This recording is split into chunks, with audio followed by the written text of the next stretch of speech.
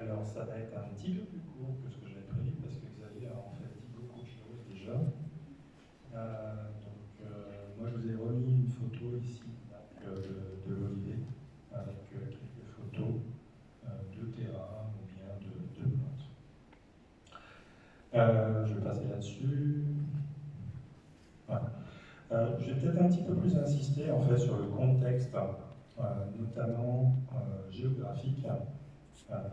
À cette époque, en fait, on a déjà partiellement l'ouverture de l'Atlantique, notamment dans l'hémisphère sud et dans l'Atlantique central. Et ce qui va se passer, en fait, c'est qu'on va avoir un éclatement de cette masse de terre qu'aujourd'hui on appelle l'Antarctique, l'Amérique du Sud, l'Afrique, l'Australie ici, et puis ce qui va monter très rapidement, bien percuter la plaque asiatique, à savoir si vous regardez plus attentivement, vous allez voir en fait que l'Europe a vraiment un contexte très particulier, puisque on va avoir un positionnement qui correspond en fait à une archipel d'îles. Alors pour vous situer un petit peu un exemple que vous connaîtrez peut-être plus, il faut imaginer que c'était un petit peu la Floride. Et la végétation qu'on va trouver est une végétation qui probablement correspond à quelque chose de plus tropical, humide, un petit peu comme l'Amazonie. La position du sud de la France est, il faut l'imaginer, aussi positionnée à peu près 10 degrés de latitude plus au sud. Donc c'est vraiment tout un contexte.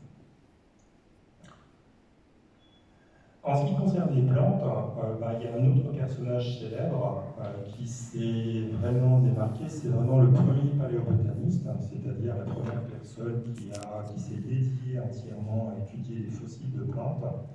Et cette personne vivait à Saint-Zacharie, dans le Var.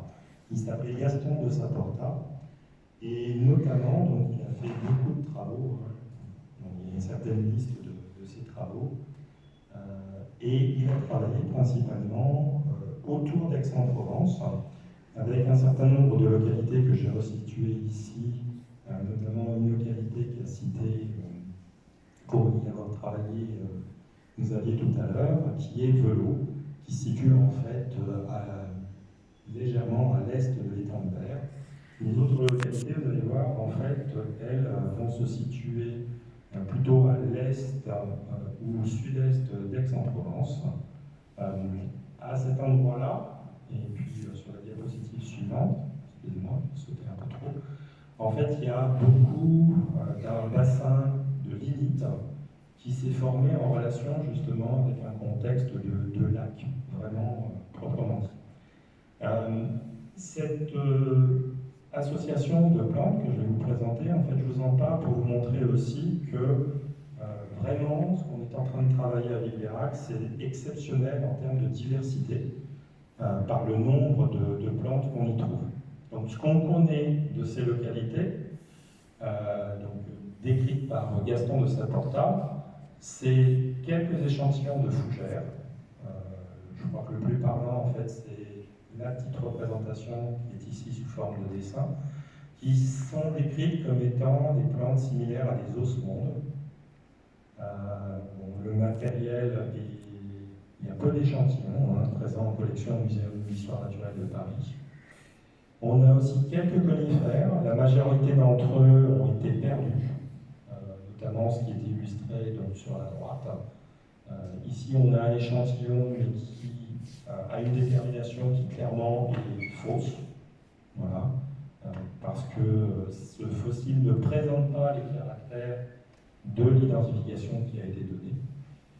Et on va avoir quelques plantes à fleurs, notamment des plantes à fleurs qui vont être représentées par des nervures qui sont longitudinales par rapport à la feuille.